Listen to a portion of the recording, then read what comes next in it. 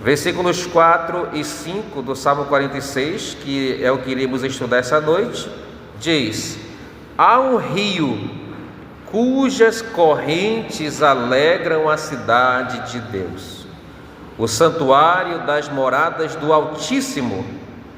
Deus está no meio dela, jamais será abalada. Deus a ajudará desde o romper da manhã. Amém? Que Deus abençoe essa sua palavra, que fala profundamente, irmãos. É um texto bem conhecido, mas fala de uma forma profunda as nossas vidas e podemos aplicar às nossas famílias. Obviamente que o salmista aqui, como nós aprendemos na primeira mensagem, estava se referindo ali às cidades fortificadas, às muralhas de Jerusalém, e nós estamos pegando essa passagem e aplicando para as nossas famílias, tá bom?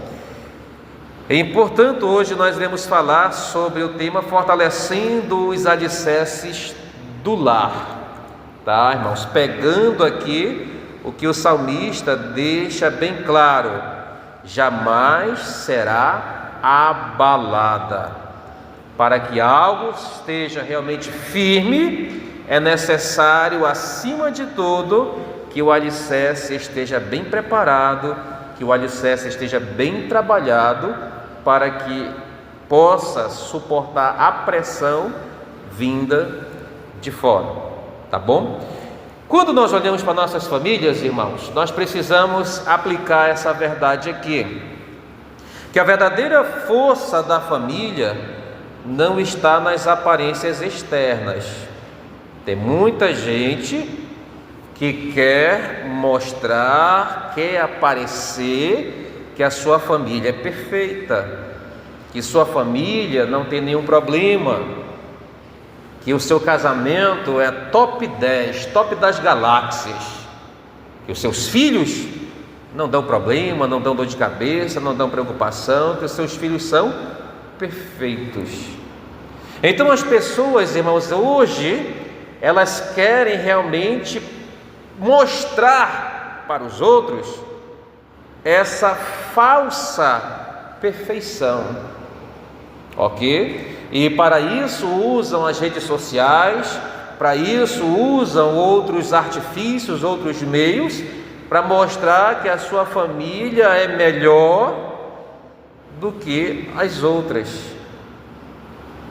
Então nós temos que entender que a força espiritual, a garantia de alegria, de firmeza no alicerce de uma família, não está nas aparências externas, mas está onde?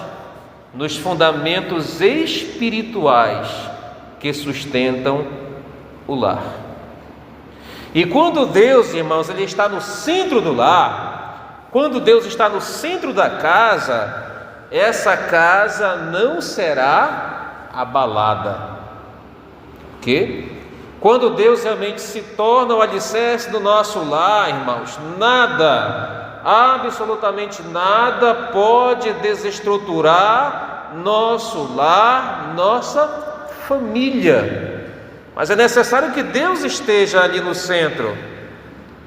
Talvez você já tenha reparado como algumas casas, elas parecem fortes, irmãos, pelo lado de fora, mas quando você observa de perto, ela está toda partida, o fundamento, ele está todo comprometido.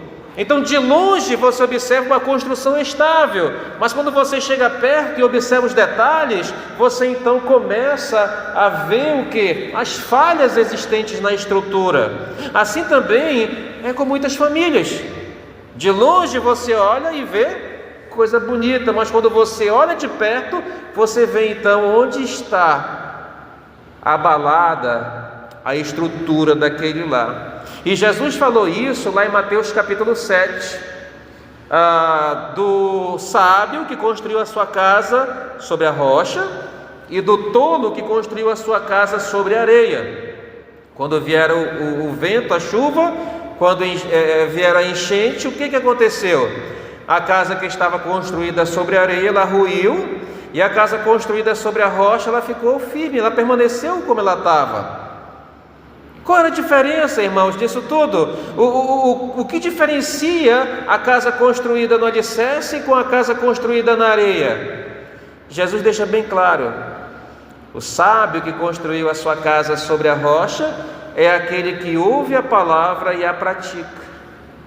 O tolo que construiu a casa sobre a areia é aquele que ouve a palavra e não pratica.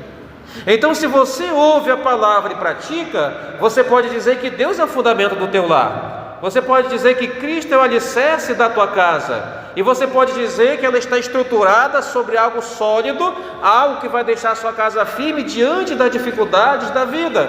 Mas por que muitas vezes a nossa família se desestrutura e vira de cabeça para baixo, irmãos? Vira uma bagunça só. Por que muitas vezes nós não conseguimos deixar as nossas famílias realmente ali alinhadas como nós queríamos? Porque a nossa casa não está alicerçada em Deus.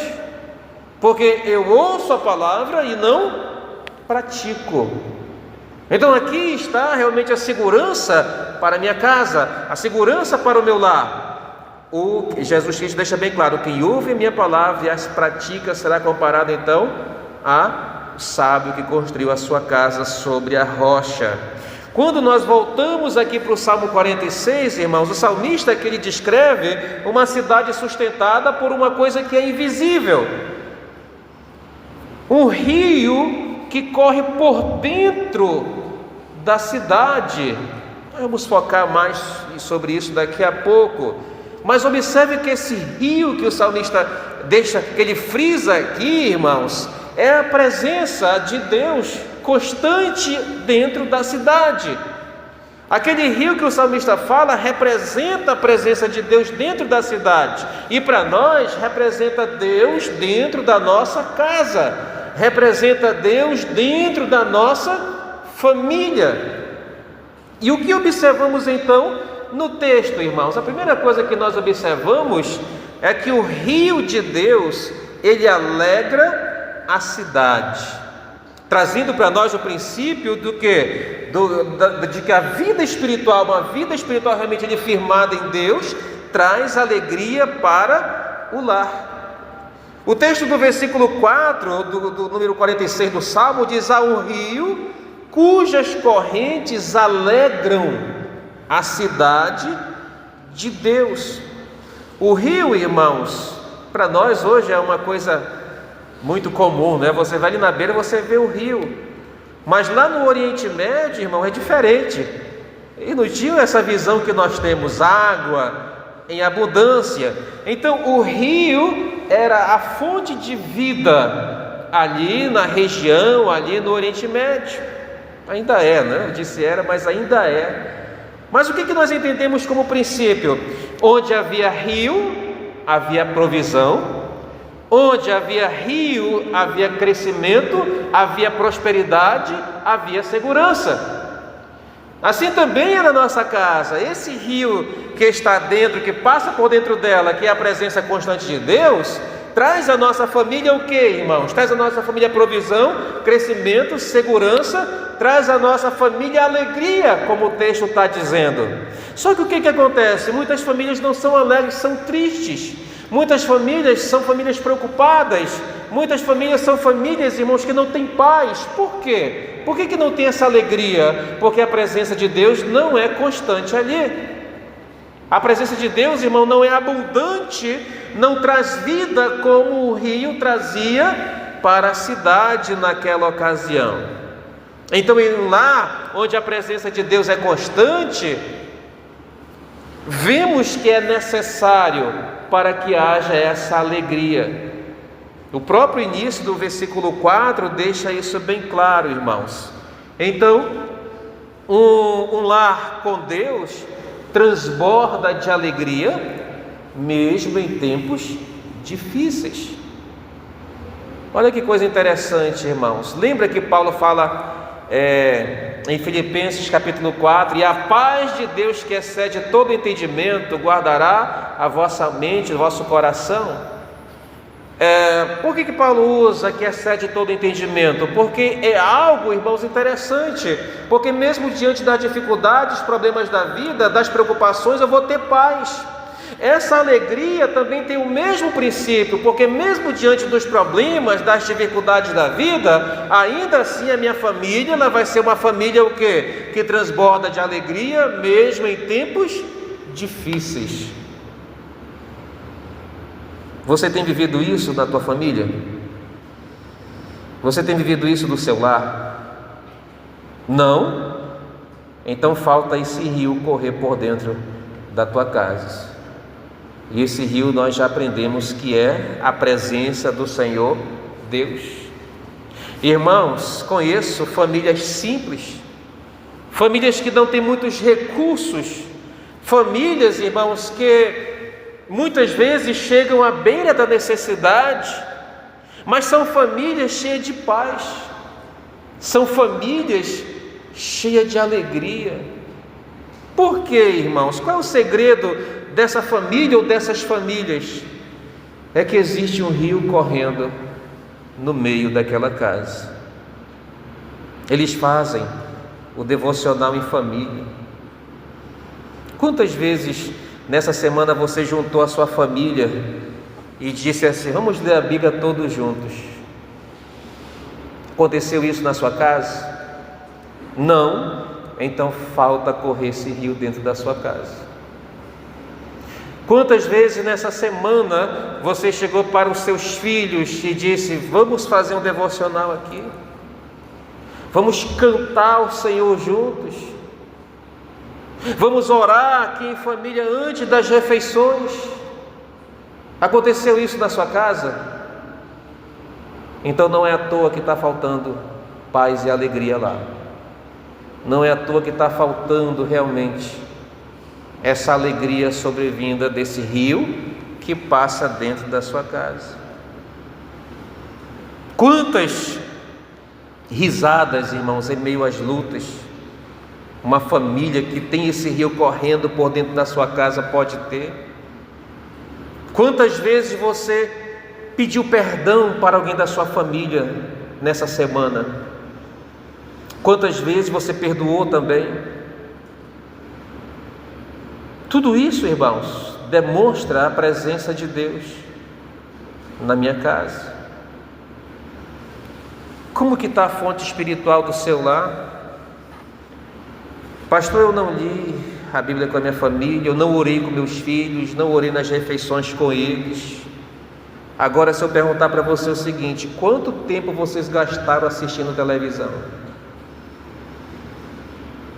Quanto tempo vocês gastaram usando o celular, as redes sociais? Quantas vezes, irmãos? Compare com o tempo que você passou orando com a sua família ali. Agora nós entendemos por que a nossa casa tem um alicerce desestruturado, partido, já não é digno mais de confiança. Para que eu possa reerguer o meu lar, trazer de volta esse princípio, irmãos, eu preciso, acima de tudo, ser o exemplo. Eu muitas vezes olho para o apóstolo Paulo, quando ele chama os irmãos de Corinto, dizendo o seguinte: sede meus imitadores. Você pode dizer isso para alguém? Paulo diz mais, ele diz: sede meus imitadores, como também eu sou de Cristo. Você pode dizer para o seu filho: meu filho, seja meu imitador, como eu imito a Cristo. Você, marido, pode olhar para sua esposa e dizer: minha esposa, imite a mim, porque eu estou imitando a Cristo. Seja como eu. Se a tua esposa for como você, como é que vai ser a vida espiritual dela? Estou falando primeiramente aos homens, porque eles são a cabeça do lar, são os responsáveis pelos seus lares. Mas a esposa, ela também A esposa sábia, ela edifica o seu lar. E eu pergunto para você, você pode dar para o seu marido e dizer: marido, imite a mim também, como eu estou imitando a Cristo no meu dia a dia. Marido, deixa esse comportamento ruim, difícil e age como eu. Você pode falar isso para o seu marido? Você pode dizer para o seu marido assim: marido, seja um crente como eu sou. Então seja um exemplo em primeiro lugar. Você quer que a sua casa mude? Você quer que a sua casa transborde dessa paz, dessa alegria? Comece por você. A prática espiritual do lar começa, irmão, justamente por quem lidera o seu lar. E quando os membros da família, eles veem que você vai estar comprometido com Deus, eles vão ver você orando, vão ver você lendo a Bíblia, vão ver você vivendo ali de forma íntegra. Isso, irmãos, vai fazer com que naturalmente eles estejam então começando a fazer o mesmo. Mas se você não é um exemplo, mas se você não age de forma realmente como Deus ensina, não espere que a sua casa vá fazer. Comece com você sendo o exemplo. Faça devocionais em família. Junte a sua família. Vamos ler nesse momento, vamos orar aqui, vamos cantar 1 ou 2 cânticos, vamos ler aqui a palavra de Deus, o texto que me chama a atenção, vamos compartilhar, vamos conversar. Procure um horário específico, um horário viável, onde toda a família possa estar se reunindo, pelo menos uma vez na semana, onde vocês possam expor e orar uns pelos outros também nos seus lares. Nossas famílias precisam, irmãos. Os puritanos, nos séculos passados, aqueles que eram membros da igreja, irmãos, se eles não fizessem um devocional no lar, eles eram disciplinados. Para que você observe então o quanto eles davam a importância espiritual para esse ato. Mas o que acontece hoje? As famílias se reúnem em volta da TV, em volta do jogo, em volta da diversão, mas elas não se juntam, não se organizam para fazer o devocional nos seus lares. Nos juntamos com os nossos familiares para almoçar, para passear, para fazer qualquer outra coisa, mas nós não temos a atitude de nos juntarmos para fazermos um devocional. Não é preciso um culto, não é preciso uma mensagem de 1 hora que nem da igreja, né? Um devocional, juntar a família, vamos ter o nosso momento de adoração aqui em casa, vamos cantar, vamos ler a Bíblia, vamos orar juntos. Isso é um devocional, irmãos. Faça esses devocionais com a sua família. Incentive a sua família, mostre para a sua família que é importante estar verdadeiramente com Deus. Ore com a sua família, irmãos. A oração, ela é algo poderoso, algo que tem sido esquecido pelo povo de Deus. O escritor diz, irmãos, que a oração do justo, ela pode muito por causa da sua eficácia. Mas nós não oramos mais, irmãos. Nossas famílias não oram mais. Ore com sua família, ore por cada membro da sua família. Envolva a sua família, principalmente os pequenos ali na oração. Mostre, ensine para as suas crianças o quanto é importante adorar a Deus no lar, o quanto é importante orar no lar. Ensine que a oração é importante. Comece, irmãos, ali com pequenos passos. Ore antes das refeições. Mostre para eles o como é importante agradecer a Deus pelas bênçãos recebidas. Ouça hinos, mas ouça hinos bons na sua casa. Não ouça esses hinos gospels atuais, que 99,9% deles não prestam. Mas ouça hinos bons, procure hinos bons. Precisamos, irmãos, Observamos no texto também, irmãos, outra coisa interessante. O salmista diz que Deus está no meio dela, versículo 5. Deus está no meio dela. Ou seja, Deus está presente e Ele é o maior fundamento. Deus está no meio dela, irmãos. Está aqui o segredo para que a casa ela não seja abalada. Deus está no meio dela, ou seja, a presença de Deus, ela precisa ocupar o centro da nossa casa. Não é para Deus ocupar os cantos, é para Ele ocupar o lugar ali de proeminência, o lugar visível, o lugar de honra, o lugar onde verdadeiramente é o centro do nosso lar. Tudo tem que girar em volta da presença de Deus que está ali constantemente, irmãos. Por quê? Porque fazer com que Deus seja o centro do nosso lar não é apenas sobre rituais. Lembra, no Antigo Testamento, principalmente através do profeta Samuel a Saul, Deus diz o seguinte, que Ele não quer sacrifícios, Deus quer antes que lhe obedeçam. Então a questão não é sobre rituais, mas é o que? Sobre prioridade, é sobre a presença, é sobre a prática diária da fé.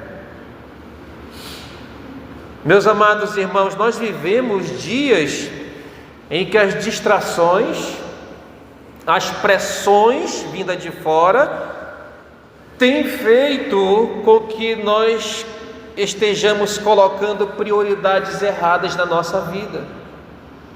Tem feito com que nós estejamos focando em coisas secundárias. E essas coisas que têm tomado prioridade nas nossas vidas, têm roubado ali o lugar que Deus deveria ocupar na nossa família.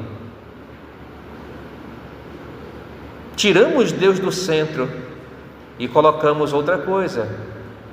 Pode ser alguma outra atividade, pode ser algum trabalho. Talvez você possa dizer, mas pastor, eu não estou fazendo em casa, mas eu estou na igreja todo dia com a minha família. Irmãos, nada substitui a adoração a Deus no nosso lar. Eu não posso, irmãos, virar um ativista e achar que trabalhando, eu vou estar ali suprindo a ausência de Deus no meu lar. Não. Pelo contrário, eu tenho que primeiro entronizar Deus lá na minha casa, para depois viver com a minha família a vida cristã aqui. Tudo começa no meu lar, irmãos. Porque, lembra, famílias, lares estruturados vão fazer com que tenhamos igrejas saudáveis. Começa no nosso lar. Se o nosso lar estiver abalado, desestruturado, a nossa igreja também vai sofrer as consequências disso tudo, irmãos. Então precisamos colocar Deus ali no centro do nosso lar.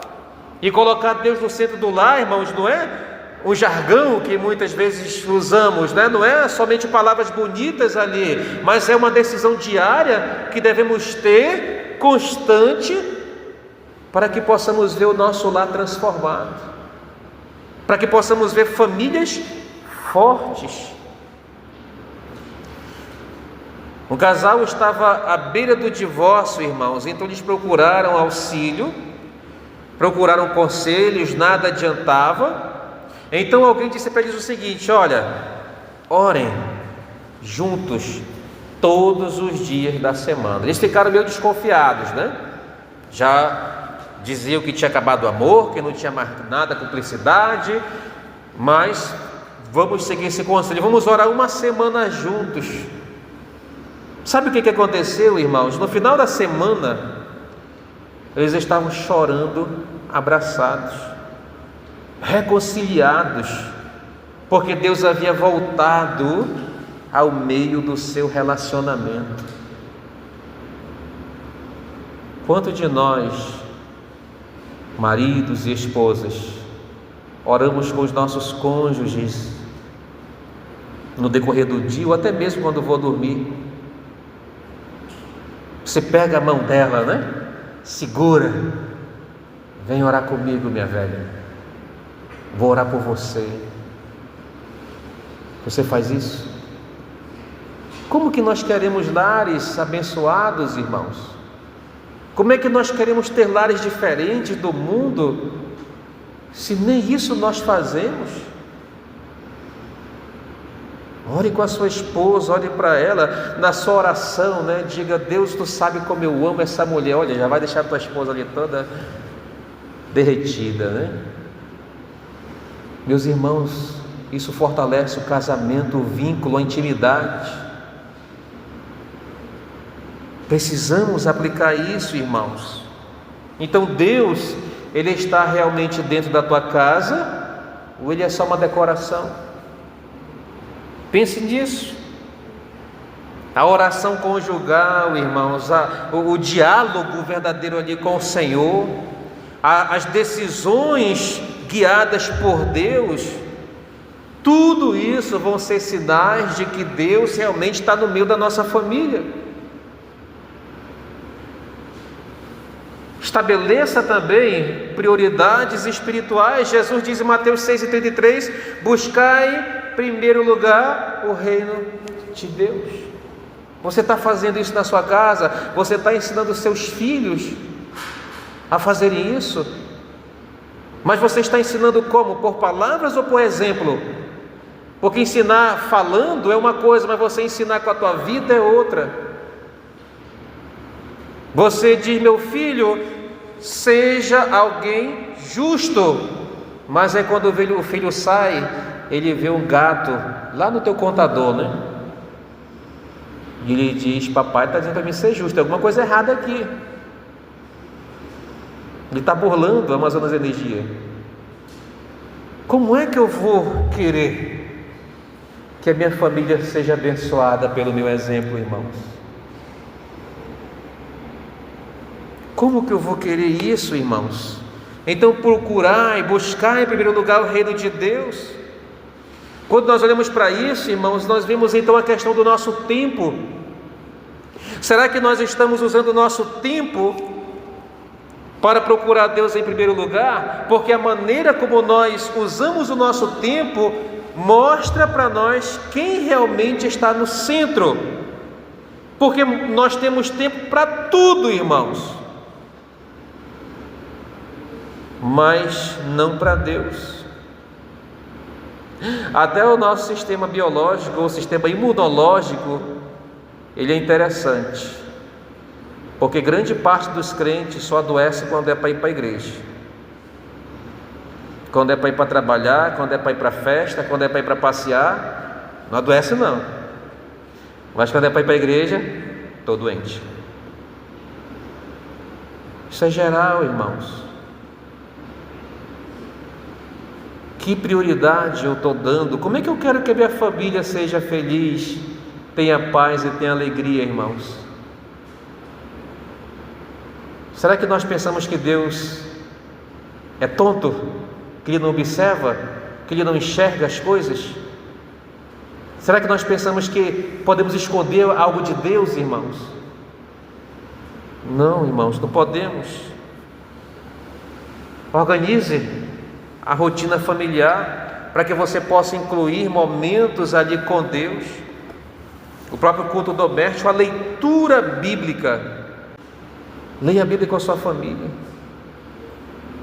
Leia a Bíblia com seus filhos. Leia a Bíblia com seu marido, com a sua esposa. Não deixe lá na sua casa cada qual toma conta da sua vida. Não é assim, irmãos.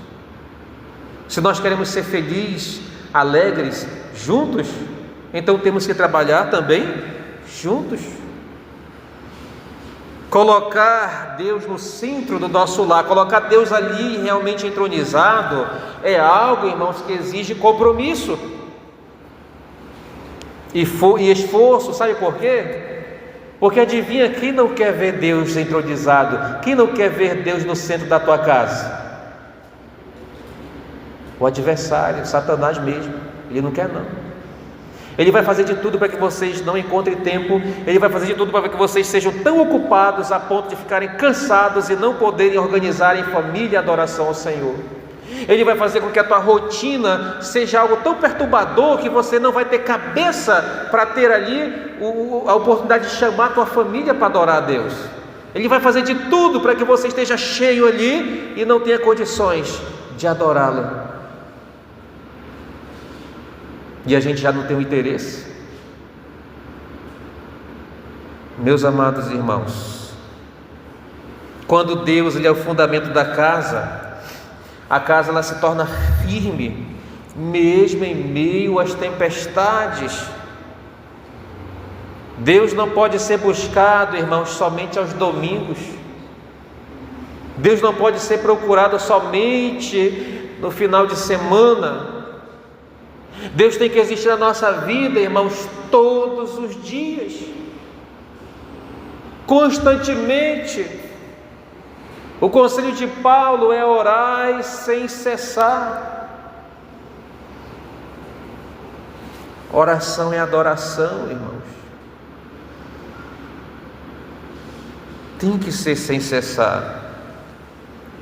E a terceira coisa que nós vamos observar, conforme o salmista ensina, irmãos, depois de ele dizer no versículo 5 que Deus está no meio dela, ele afirma o seguinte: jamais será abalada. Jamais será abalada. Ou seja, famílias que resistem ali às pressões são famílias que estão resistindo por causa da presença de Deus.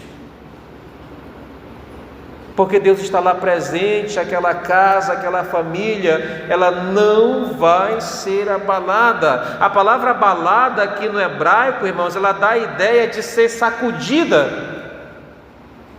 É que nem quando vai peneirar areia para fazer o reboco, sacudindo. A casa que tem Deus presente, ela não vai ser sacudida como aquela peneira. Ela vai ficar firme, irmãos. Ela não vai ser tirada do lugar. Por isso, quando Deus está presente e é honrado no lar, mesmo que os ventos soprem, o que vai acontecer? O lar permanece em pé. Você tem tido essa experiência na tua casa? Irmãos,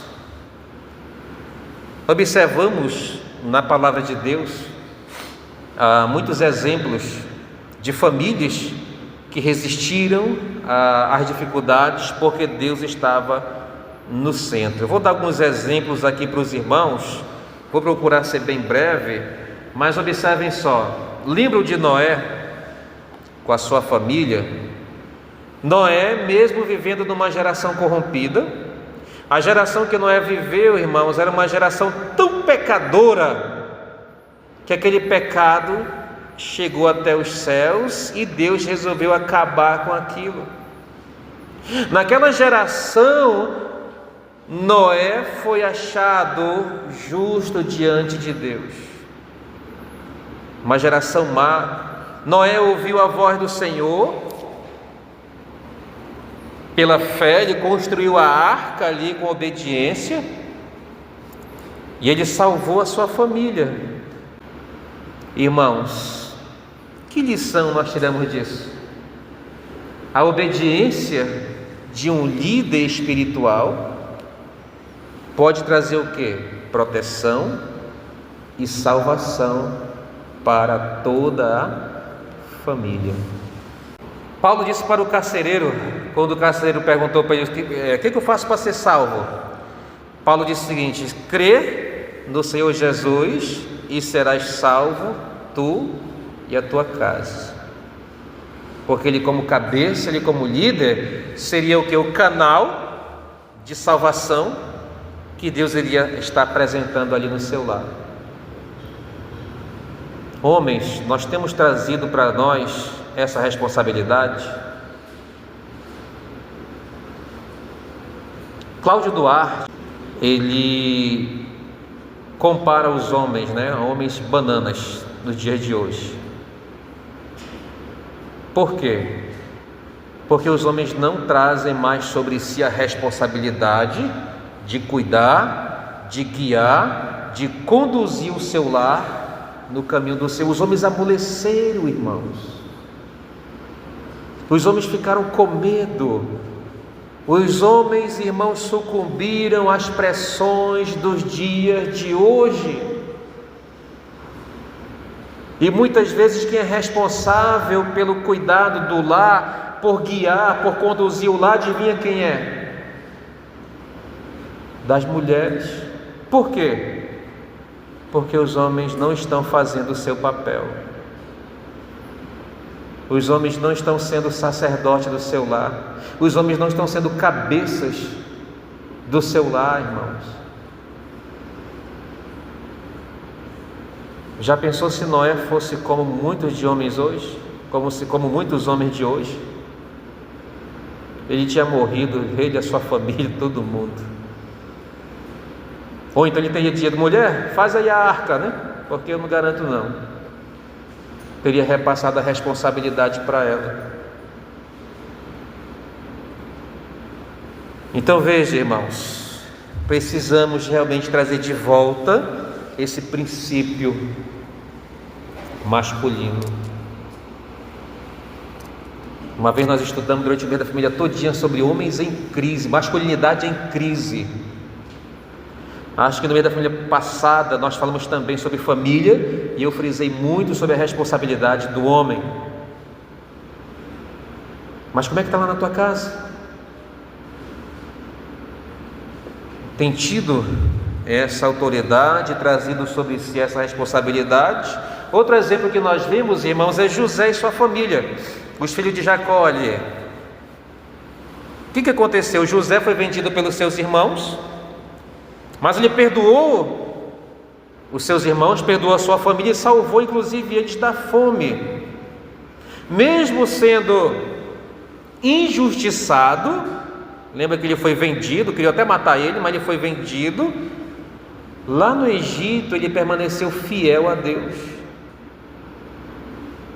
Então, irmãos, veja, lares feridos podem ser restaurados quando?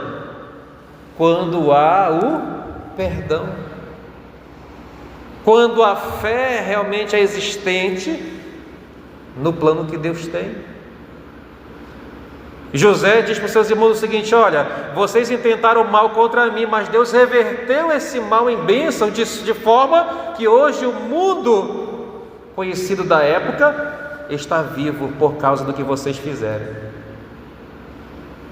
Acontece que muitas vezes, irmão, nós não conseguimos perdoar nem a nossa casa, não conseguimos perdoar nem os nossos parentes. Se eu não consigo perdoar os meus parentes, como que eu vou perdoar os meus inimigos que Jesus me ensina? Como eu vou amar os meus inimigos? Não vá pensar que você está propenso a perdoar mais o inimigo do que o parente, porque se você não perdoa quem é mais próximo de você, você não vai conseguir perdoar quem está distante. Há o perdão na sua casa? Há o perdão verdadeiramente existindo no seu lar? Outro exemplo, irmãos, que nós observamos é a Ana e Elcana, que são os pais de Samuel no Antigo Testamento. Ana era estéril, lembra disso? Enfrentou anos de esterilidade ali, não podia ter filhos, zombaria pelo lado da Penina, que era sua rival, que era outra esposa de Elcana. Mas o que Ana fez, irmãos? Revidou? Brigou? Chamou para o coro, Não. Ana apenas orava. Olha a arma dela, irmãos. Orou. A arma que ela teve, ela simplesmente orou. E aí o que aconteceu? Quando ela recebeu o milagre, ficou grávida, ela entregou o menino, ela entregou Samuel ao Senhor. E quem foi Samuel? Um dos grandes profetas do Antigo Testamento, um dos grandes juízes do Antigo Testamento. Então, irmãos, veja, a fé de uma mãe ou pai pode gerar frutos para gerações. Mas quando? Quando Deus é o centro da sua decisão. Você quer gerar esses frutos para gerações vindouras? Então seja um pai, seja uma mãe que coloca Deus dentro de casa. Geralmente nós falamos o seguinte, irmãos: quando nossos filhos são pequenos, é tão bom, você pega, bora para a igreja. Eles não têm escolha, né? Eles vêm. Mas quando estão grandes, irmãos, é diferente. E você vai encontrar grande dificuldade de trazer seus filhos para a igreja quando eles estiverem grandes, se você mesmo não deu o exemplo. Quer um exemplo? Quando você deixa de vir para a igreja por qualquer coisa,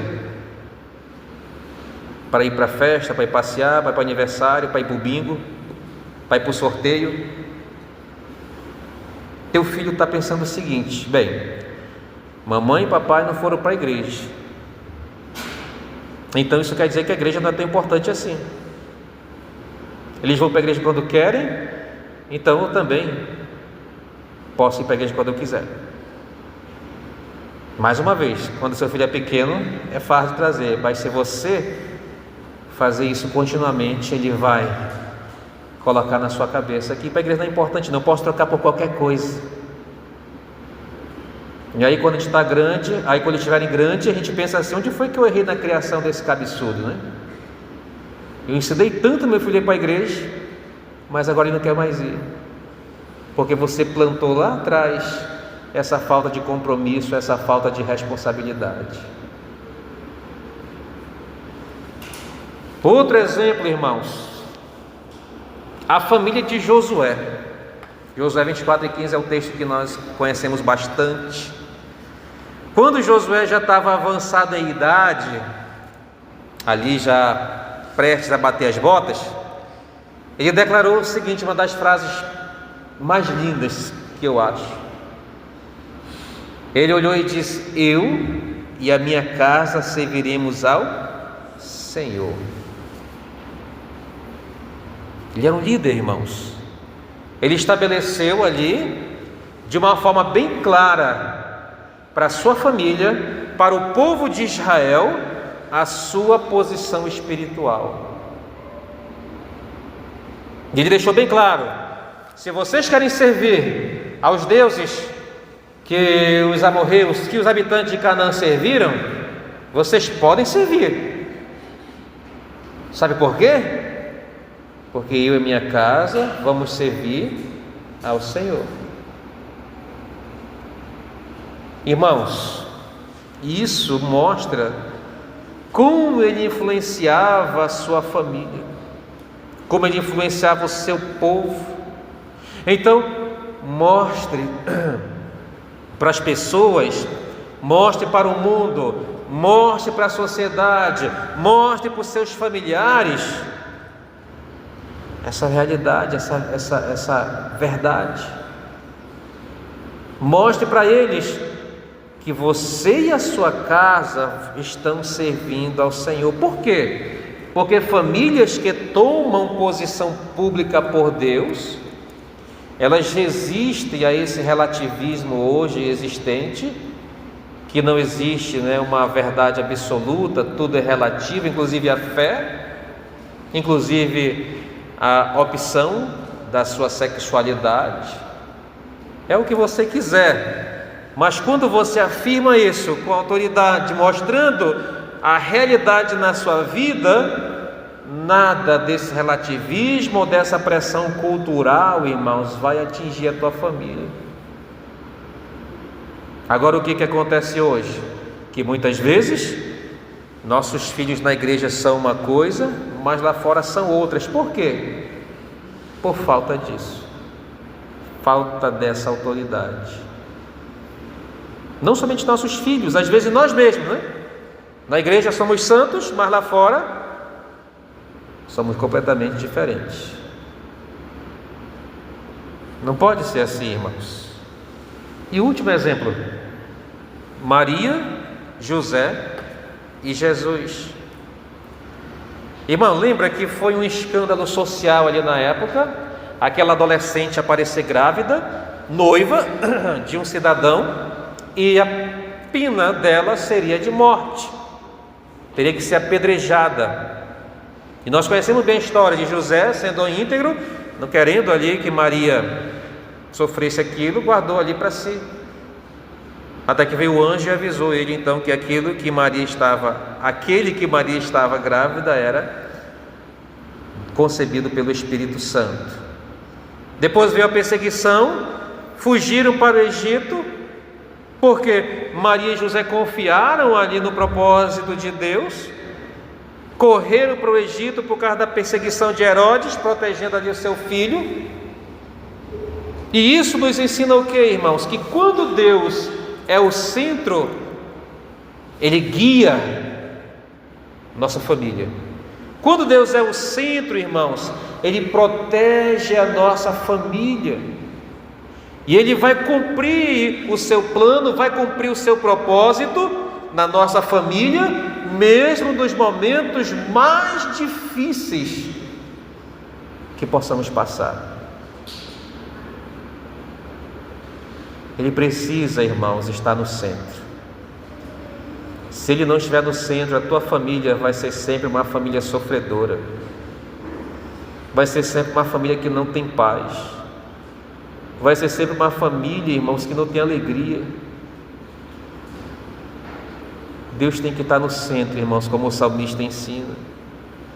Então você tem que reforçar o alicerce do seu lar: oração, Bíblia, louvor, adoração ao Senhor. Traga a sua família para a casa do Senhor. Fortifique a estrutura do seu lar. Um lar que investe tempo em Deus, irmãos, é um lar que se torna resistente às tempestades. Mas Deus tem que estar no centro. Concluindo, meus irmãos, famílias fortes têm um rio fluindo pelo centro, que é a vida de Deus no dia a dia da nossa família. Ela tem um centro bem definido. Por quê? Porque Deus está bem no meio da nossa casa. E isso faz com que então tenhamos uma estrutura firme. Por quê? Porque seus fundamentos espirituais são sólidos. E eu pergunto então de cada um de vocês: qual é o fundamento do seu lar? Ainda não é Deus? Ainda dá tempo? Ele te trouxe hoje para ouvir esse estudo, para ouvir essa mensagem, para você então colocar na sua mente que Ele precisa estar ali, no centro da sua vida, no centro da sua família. Não invista na aparência externa, invista no interior, invista dentro da sua casa. Que Deus abençoe cada lar, que Deus abençoe cada casamento, cada família aqui presente, e possamos juntos, meus irmãos, pedir a sabedoria, força, compromisso do Senhor, para que realmente Ele venha estar no meio da nossa casa, fazendo com que ela jamais seja abalada. Amém? Que Deus nos abençoe.